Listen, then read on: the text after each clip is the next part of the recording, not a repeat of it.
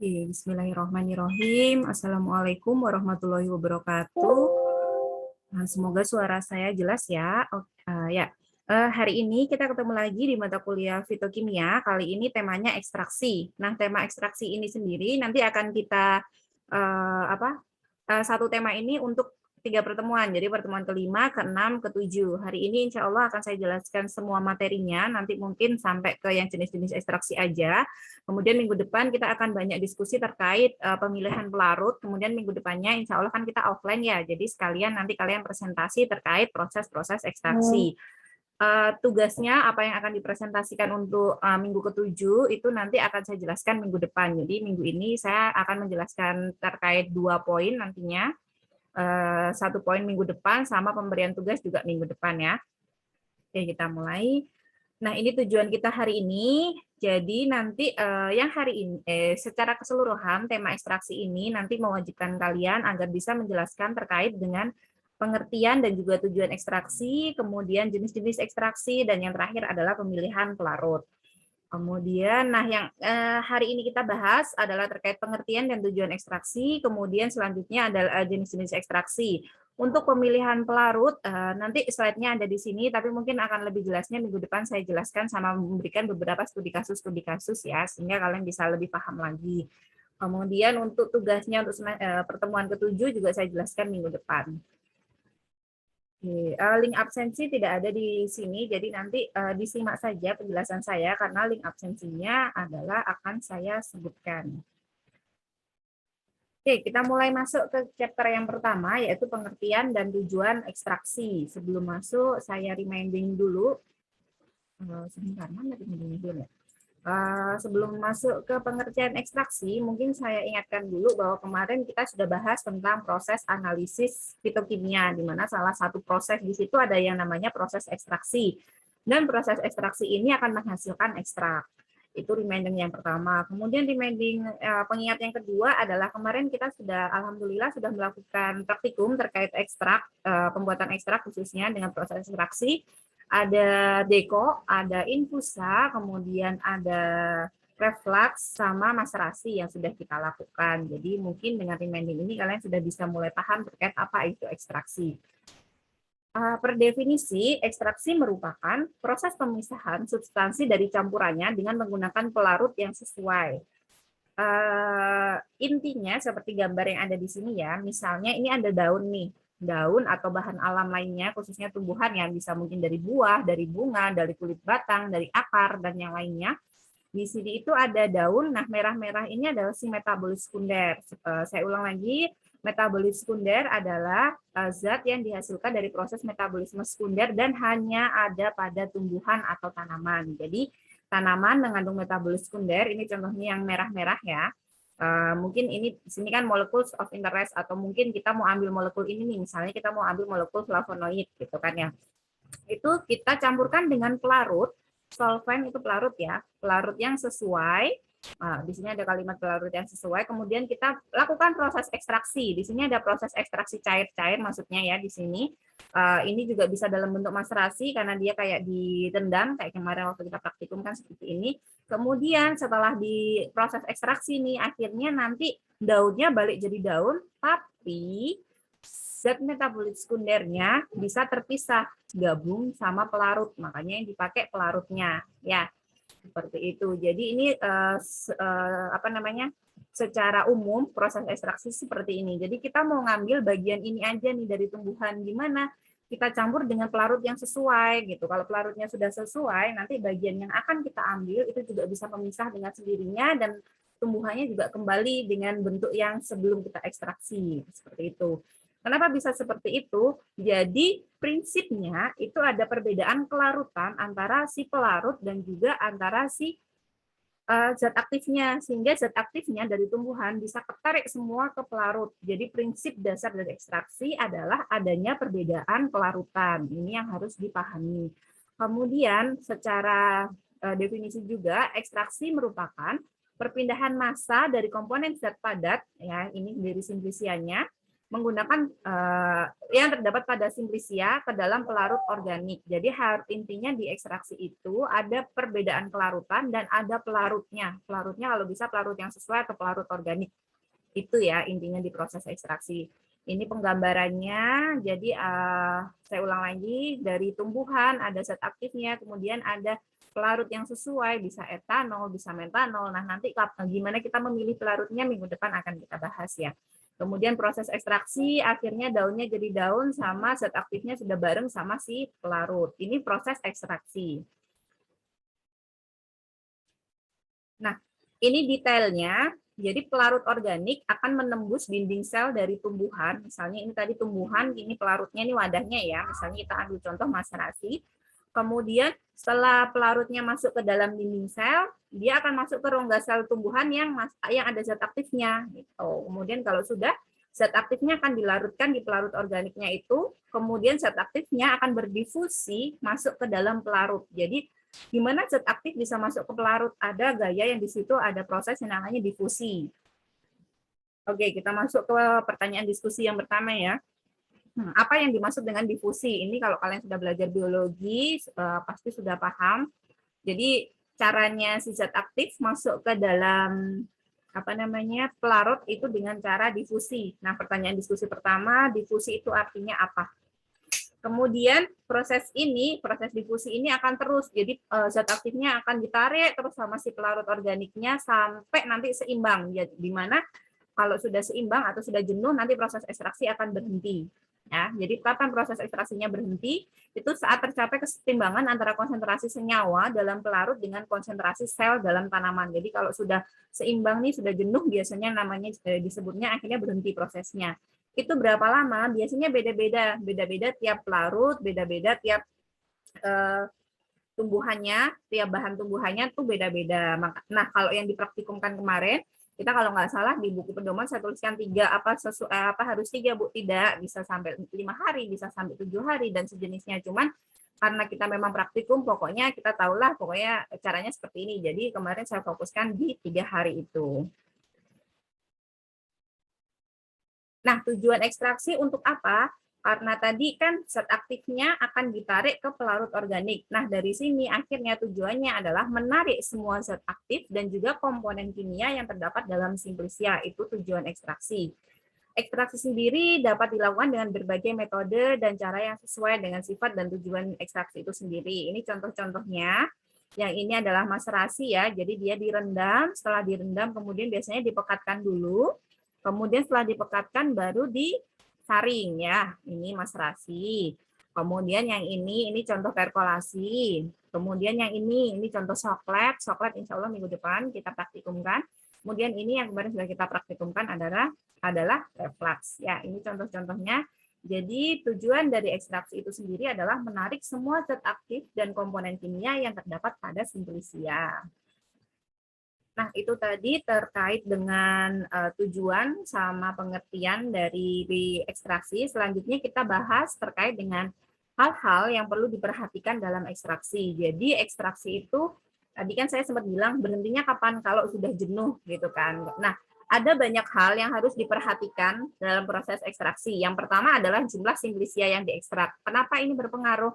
Karena kalau jumlahnya banyak, berarti kita pelarutnya butuhnya banyak. Kayak kemarin kita fokuskan di praktikumnya bahwa pelarut banding simplisia itu 1:4, tapi sebenarnya ada juga yang sampai 1:10 gitu. Jadi semakin banyak jumlah simplisia nanti akan mempengaruhi jumlah pelarut yang digunakan. Kemudian derajat kehalusan simplisia. Jadi ada yang pakai serbuk sama ada yang pakai, kemarin kan kita pakai deko ya. Nah, deko itu kan pakai bahan segar. Kalau ada yang potongannya masih besar sama potongannya masih kecil, nanti hasilnya juga akan berbeda, ya kan? Karena apa? Karena nanti luas dari kontak permukaan antara pelarut dan zat aktif itu akan dipengaruhi oleh derajat kehalusan simplisia. Yang baik yang seperti apa? Yang baik itu adalah semakin halus. Kemudian jenis pelarut. Jenis pelarut kan ada banyak sekali. Pelarut dengan kepolaran yang sama dengan zat yang diekstraksi, misalnya zatnya polar. Berarti kita harus cari pelarut yang polar juga. Kenapa? Karena kalau sama-sama polar, ini akan mempercepat proses pelarutan. Jadi proses penarikan zat aktif tadi sebagai tujuan utama dari ekstraksi itu akan semakin cepat juga. Kemudian waktu ekstraksi juga akan mempengaruhi jumlah senyawa yang akan diekstrak. Misalnya kemarin kita fokus ke 3 hari, ada juga yang ya sudahlah 1 hari sudah bisa gitu. Itu juga nanti akan mempengaruhi jumlah senyawa yang diekstrak. Jadi bisa jadi nanti kalau kita sampai 3 hari itu bisa lebih banyak karena memang proses ekstraksinya masih jalan, atau bisa jadi dia jenuh di hari pertama tuh udah jenuh gitu reaksinya ya, sehingga sudah tidak ada proses ekstraksi lagi juga bisa. Itu tahunya dari mana? Ya tahunya dengan nanti kita analisa dan juga kita baca-baca referensi. Oh harusnya 3 hari nih, oh harusnya 1 hari nih, oh 1 hari itu tapi dia sudah bisa keluar kok flavonoidnya, bisa dilihat dari DPPH ternyata IC-nya tinggi gitu, IC-nya rendah, makin rendah IC untuk DPPH itu biasanya dia makin tinggi kemampuan antioksidanya. Itu contohnya waktu ekstraksi ya. Kemudian metode ekstraksi. Metode ekstraksi pemilihannya nanti juga berhubungan dengan kemampuan menarik senyawa. Metode DECO tentu saja akan kemampuan menarik senyawanya berbeda dengan metode maserasi dan seterusnya. Kemudian kondisi pada waktu ekstraksi. Proses ekstraksi memerlukan keadaan atau kondisi tertentu. Misalnya kayak kemarin kita maserasi harus yang terlindung dari cahaya, kemudian proses yang harus dilakukan secara kontinu. Jadi kayak misalnya kemarin reflux kan etanolnya terus ya. Atau misalnya dia perlu diaduk atau tidak, kayak kemarin kan maserasi saya contohkan dia harus diaduk sesekali 1 kali 24 jam seperti itu contohnya. Jadi kondisi proses ekstraksi kadang juga mempengaruhi bagaimana si zatnya terlarut itu ya. Nah, itu tadi chapter 1 kita sudah bahas tentang pengertian ekstraksi, kemudian kita sudah bahas tentang tujuan ekstraksi dan juga hal-hal yang perlu diperhatikan dalam proses ekstraksi. Dan sekaligus pertanyaan diskusi ya, saya ulang sekali lagi, pertanyaan diskusinya adalah apa yang dimaksud dengan difusi. Proses difusi itu seperti apa? Selanjutnya kita bahas tentang jenis-jenis ekstraksi. Ini agak panjang, jadi siapkan cemilan sambil nyemil juga boleh ya. Oke, kita mulai saja. Ini pengingatnya, tadi sudah sempat saya bahas bahwa analisis fitokimia itu dimulai dari pembuatan simplisia, kemudian proses ekstraksi yang menghasilkan ekstrak. Kita akan belajar di bagian sini. Jadi bagaimana proses ekstraksi dari simplisia sampai nanti menghasilkan yang namanya ekstrak. Nah, jenis ekstraksi sendiri secara keseluruhan itu ada 4 penggolongannya, yaitu yang pertama berdasarkan suhu atau penggunaan panas. Yang kedua berdasarkan bentuk substansi dalam campurannya, kemudian yang ketiga berdasarkan proses pelaksanaannya, dan yang keempat berdasarkan metode ekstraksinya. Ini nanti akan saya jelaskan satu-satu. Mungkin saya kita mulai langsung aja ya. Jadi ini cuma 4 bagian besar yang akan kita bahas hari ini. Jadi ada yang berdasarkan suhu atau penggunaan panas, berdasarkan substansi dalam campurannya, berdasarkan proses pelaksanaannya, dan berdasarkan metode ekstraksi. Oke, kita mulai berdasarkan dengan penggunaan panas. Tentunya di sini sudah ada metode panas atau metode dingin. Metode dingin itu yang kemarin maserasi dan perkolasi, tapi waktu di praktikum kemarin kita sudah melakukan maserasi dan metode ekstraksi panas. Itu ada infusa, deko, pop atau penggodokan, seduhan, digestasi, reflux, dan juga soklet ya. Kita mulai dari yang pertama dulu, metode panas, ada jenis infusa. Jadi infusa itu sebenarnya intinya bawahnya itu harus ada air panasnya. Ini namanya panci infusa. Jadi di sini nanti kayak kita ngukus gitu ya, ada air panas di bawahnya baru kita bikin infusanya bagian atasnya. Ini namanya panci infusa. Ini satu step. Tapi kalau misalnya alatnya belum ada di lab, kita bisa kayak gini aja. Jadi bawahnya tuh kayak wadah yang buat godok air, terus atasnya tuh baru infusanya ya. Nah, intinya di infusa merupakan proses ekstraksi dengan menggunakan pelarut air dengan temperaturnya 90 derajat Celcius selama 15 sampai 20 menit. Jadi infusa ini nggak boleh lama-lama. Intinya nanti bejana infus tercelup dalam penangas air mendidih. Jadi kita didihkan air. Nah, yang di bawah ini kita didihkan, kemudian kita lihat suhunya. Kalau suhunya sudah mendidih terus suhunya 90 baru kita cemplungkan yang bagian atasnya, bagian infusanya. Begitu juga dengan panci infusa yang ini nantinya ya. Ini kemarin juga kita sudah praktikum, jadi mungkin kalian sudah ada gambaran infusa harus seperti apa. Selanjutnya adalah deko. Nah, deko itu hampir sama intinya, cuman kalau misalnya deko ini dia bawahnya itu nggak harus air mendidih, jadi bisa langsung ke kompor atau misalnya penangas air ya. Jadi deko merupakan ekstraksi dengan pelarut air, pelarutnya sama air, suhunya dia biasanya harus ini dulu sih antara 90 juga sama suhunya kayak si infusa. Tapi temperaturnya kalau tadi infusa 15 sampai 20 menit, ini lebih dari 20 menit, ada yang 30 menit dan sejenisnya. Ya, sampai titik didih air sampai dia apa namanya mendidih airnya. Ya kan, hampir sama dengan infusasi deko ini, cuman biasanya waktu pemanasannya lebih lama, yaitu 30 menit dihitung pada suhu 90 derajat Celcius. Jadi kita panasin kalau udah 90, kalau yang infusa kan kita masukin pancinya, kalau yang deko ini kita masukin simplisianya. Bedanya di situ. Selanjutnya ada kok sama seduhan. Ini sebenarnya juga termasuk metode ekstraksi, cuman di beberapa referensi kurang sedikit yang membahasnya, kebanyakan cuman kayak infusa, digesti, deko, kemudian reflux sama soklat. Tapi sini saya jelasin sedikit ya. Kok atau penggodokan ini merupakan menggodok simplisia menggunakan api langsung dan hasilnya dapat langsung digunakan secara keseluruhan termasuk ampasnya. Ampasnya juga bisa dipakai atau tanpa ampas. Ini saya ambil contohnya langsung aja. Jadi kayak ini ya, ada jamu godok tradisional. Ini kan sebenarnya simplisia ya. Jadi kayak sesuatu yang cuma dikeringin aja, kemudian digodok, terus godokannya diminum. Kalau mau doyan sama ampasnya, boleh sama ampasnya, tapi kalau tanpa ampas juga nggak apa-apa. Jadi intinya yang kering-kering ini digodok. Nah, ini jamu godokan ya namanya ya. Terus kemudian seduhan. Seduhan juga hampir sama kok. Jadi intinya direndam simplisia dengan air panas. Selama waktu tertentu biasanya 5 sampai 10 menit. Nah, jamu seduhan ini contohnya jamu seduh keputihan. Jadi cuman kayak nyeduh aja tambahin air hangat gitu. Kayak kita bikin teh seperti itu. Kalau yang ini juga ini yang bagian keringnya ditaruh di bagian wadah sini ya, terus dikasih air. Ini kayak gabungan antara si seduhan sama penggodokan sih kalau menurut saya. Tapi enggak sebenarnya kalau kita lihat ya ini lebih ke seduhan. Cuman di sini dia bilangnya jamu godok. Nah, mungkin hampir sama ya, intinya adalah simplisianya dikasih langsung dimasukin ke api, dikasih air gitu aja. Nah, selanjutnya adalah metode digesti. Metode digesti adalah hampir sama kayak maserasi. Kita tadi belum maserasi ya maksudnya. Tapi kita sudah praktikum. Jadi digesti itu intinya adalah merendam simplisia dalam satu atau beberapa campuran pelarut selama waktu tertentu dengan menggunakan pemanasan pada suhu yang rendah. Jadi digesti ini juga disebut sebagai maserasi kinetik, di mana di situ ada pengadukan secara kontinu pada temperatur yang lebih tinggi dari suhu kamar. Oke, pertanyaan diskusi yang kedua, suhu kamar berapa? Kemudian kira-kira kalau di sini disebutkan temperatur yang lebih tinggi dari suhu kamar, berarti kalau tadi suhu kamarnya berapa, pertanyaan selanjutnya adalah kira-kira suhu untuk digesti itu berapa derajat? Tapi sudah ada di atasnya, nggak apa-apa lah, nggak apa-apa kalian tulis aja nanti, pokoknya sudah ada sebelumnya ya di atasnya ya.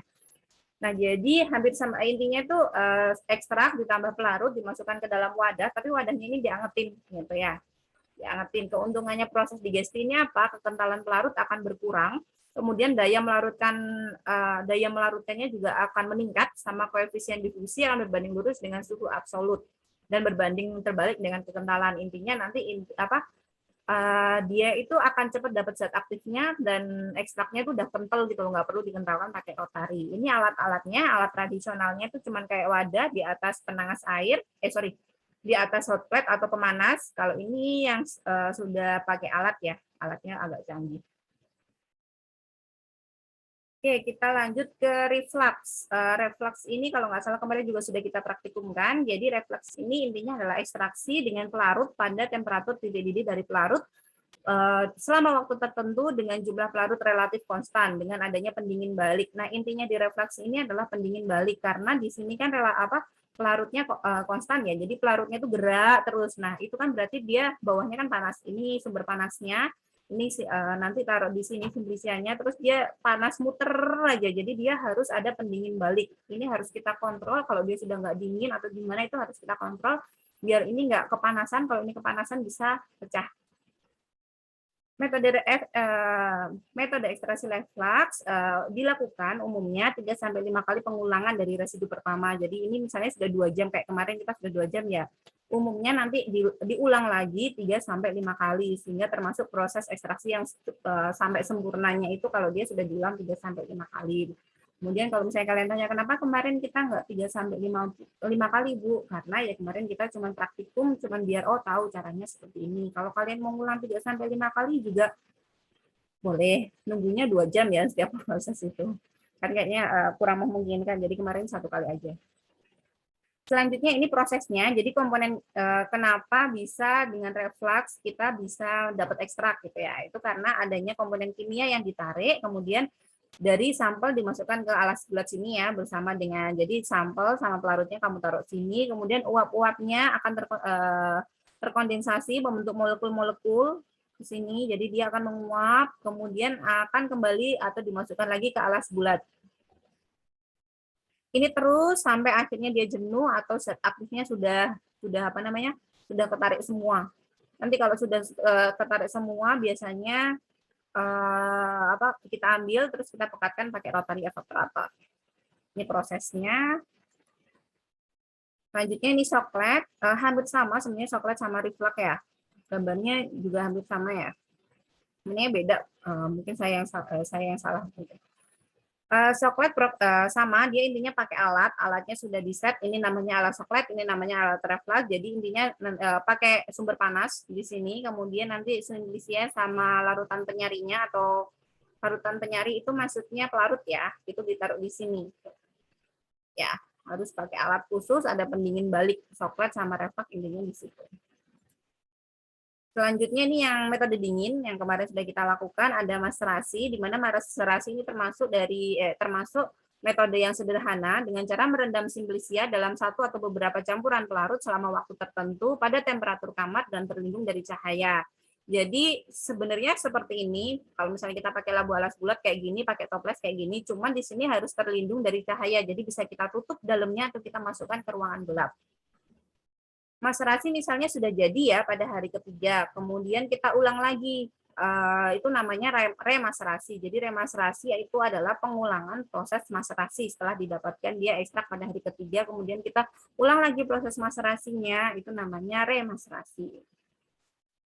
Selanjutnya ada perkolasi. Kalau perkolasi ini sama maserasi, sama-sama dingin, jadi nggak ada sumber panas. Perkolasi merupakan ekstraksi yang dilakukan dengan cara mengalirkan pelarut secara kontinu atau terus-menerus pada simplisia pada waktu tertentu. Biasanya kita pakai kayak alat namanya corong pisah ya namanya, kalau nggak salah. Jadi caranya adalah ini misalnya serbuk simplisia ya. Serbuk simplisia, kemudian dicampur dengan pelarut, kemudian ditaruh di corong pisah seperti ini, pelarutnya itu diganti terus secara kontinu kan tadi bilangnya. Setelah itu corong pisahnya kan ditutup sininya, kemudian nanti baru kita ambil gitu. Biasanya seperti ini.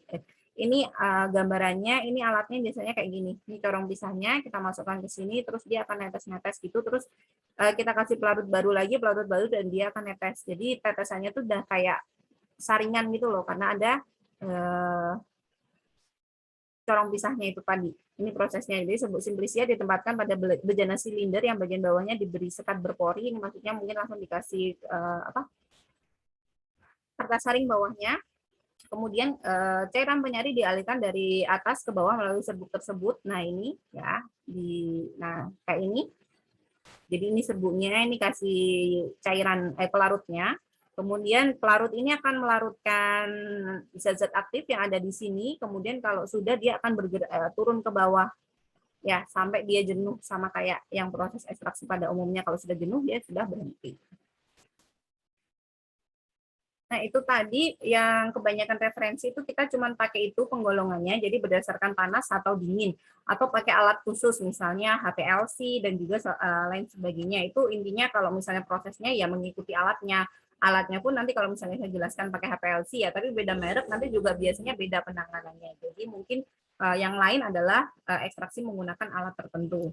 Nah, selanjutnya kita ke berdasarkan campuran ya. Ada ekstraksi padat cair sama ekstraksi cair-cair. Ada ekstraksi padat cair. Ekstraksi padat cair adalah substansi yang diekstraksi terdapat di dalam campuran yang berbentuk padat. Kemudian substan yang berbentuk padat, kontak yang sangat lama antara pelarut dan ekstraksi padat cair merupakan substansi ekstraksinya itu adalah ada di dalam campuran yang berbentuk zat padat. Jadi lebih ke yang mau diekstrak ini padat gitu loh. Nah, substansinya akan berbentuk padat, biasanya karena dia bentuknya padat, maka perlu kontak yang lama dengan pelarut. Jadi kayak misalnya tadi kita ambil maserasi ya, maserasi itu contoh ekstraksi padat cair, kan dia dari serbuk, Kemudian serbuknya ini ditarik oleh si etanol, ambil zat aktifnya dari serbuk ini tuh lama gitu. Biasanya kalau ekstraksi padat cair itu seperti itu. Nah, kesempurnaan dari proses ekstraksi padat cair ini ditentukan oleh sifat dari bahan alam dan juga sifat dari bahan yang akan diekstraksi. Sedangkan yang terakhir ada ekstraksi cair-cair. Kalau ini adalah substansi yang diekstrak berbentuk cairan dan di dalamnya itu ada campurannya. Jadi bedanya cuma dia dari padat atau cair gitu. Tapi kebanyakan pasti adalah ekstraksi padat cair. Dari jenis-jenis yang berdasarkan panas dinginnya tadi juga ekstraksi padat cair ya. Nah, selanjutnya berdasarkan proses pelaksanaannya, ada ekstraksi yang berkesinambungan dan ekstraksi yang bertahap. Ekstraksi yang berkesinambungan adalah kita menggunakan pelarut yang sama dipakai berulang-ulang sampai proses ekstraksi selesai. Kalau yang bertahap, pelarutnya selalu baru. Saya ambil contoh kemarin misalnya waktu kalian maserasi, mungkin sama Mbak asistennya sempat diberikan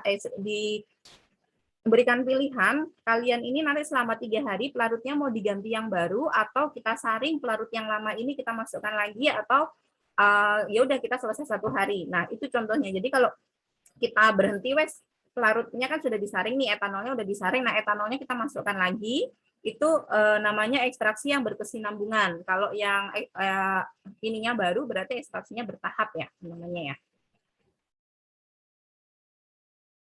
Nah, selanjutnya ada ekstraksi berdasarkan metodenya. Ada metode tunggal sama ekstraksi tunggal dan ekstraksi multitahap. Ekstraksi tunggal ini intinya kita melakukan satu, kalau yang multitahap ini kita melakukan banyak. Misalnya kayak tadi maserasi, ya udah kita maserasi aja itu tunggal. Tapi kalau sudah remaserasi karena maserasinya 2 kali itu sudah dimasukkan ke ekstraksi multitahap. Ya. Intinya sama ya, kalau ekstraksi tunggal bahan yang diekstrak dicampur dengan pelarut, kemudian terlarut sampai mencapai keseimbangan. Terus tunggal ini biasanya kekurangannya adalah rendahnya rendemen yang dihasilkan. Jadi nanti hasilnya itu pas udah dipekatin kayak rotari, mungkin kalian sudah sempat ya ada yang rotari itu kan ketahuan ya kan itu hasilnya dikit banget. Kalau ekstraksinya multitahap biasanya itu nanti rendemennya akan lebih banyak daripada yang ekstraksi tunggal. Kalau secara analogi secara logika kan juga ya, dia multi berarti pelarutnya juga makin banyak, berarti yang dihasilkan atau filtratnya juga akan makin banyak. Ya. Nah, kemudian bagaimana kita memilih metode ekstraksi? Kan tadi ada banyak, Bu. Ini mau pakai maserasi atau mau pakai soklet atau mau pakai reflux gimana? Nah, pertimbangannya itu ada 2. Yang pertama adalah tekstur dari sampel yang akan diekstrak. Kalau misalnya teksturnya cair, serbuk misalnya, berarti apa yang boleh? Kayak kemarin kan kita deko itu harusnya pakai yang segar ya. Itu berarti kalau misalnya kita serbuk nggak bisa pakai deko, itu contohnya. Kemudian yang kedua adalah sifat polaritas dari senyawa yang diekstrak. Senyawa yang diekstrak itu nanti dia polar atau tidak polar itu juga akan mempengaruhi metode ekstraksi. Nah, mungkin itu untuk yang chapter 3 itu nanti saya jelaskan insya Allah minggu depan. Jadi minggu ini tadi sudah saya jelaskan tentang definisi dan tujuan sama jenis-jenis ekstraksi ya. Pertanyaan diskusi tadi saya ulang lagi ada 2. Yang pertama apa yang dimaksud difusi, kemudian tadi yang kedua bentar.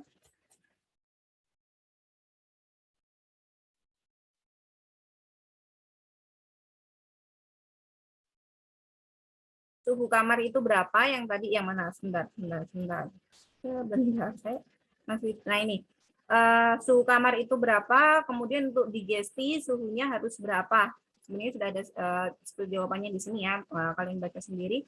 Nah itu untuk pertanyaan diskusi hari ini ada 2. Kemudian link absensinya tolong kalian dengarkan. bit.ly kayak biasanya, garingnya absensi A-nya besar, kemudian fitokimia F-nya besar sama 5 Romawi atau huruf V besar ya. Jadi untuk link absensinya bit.ly garing absensi fitokimia 5 Romawi ya.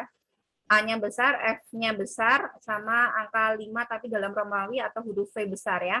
Jadi absensi fitokimia V besar. Nah, itu link absensinya, silahkan diisi link absensinya. Ya, penjelasan dari saya itu untuk kesimpulannya mungkin akan kita bahas nanti di Meet ya, insya Allah. Saya akhiri penjelasan pertemuan kali ini. Salah, kurang, dan khilafnya saya dalam penjelasan mohon dimaafkan. Saya akhiri. Wassalamualaikum warahmatullahi wabarakatuh.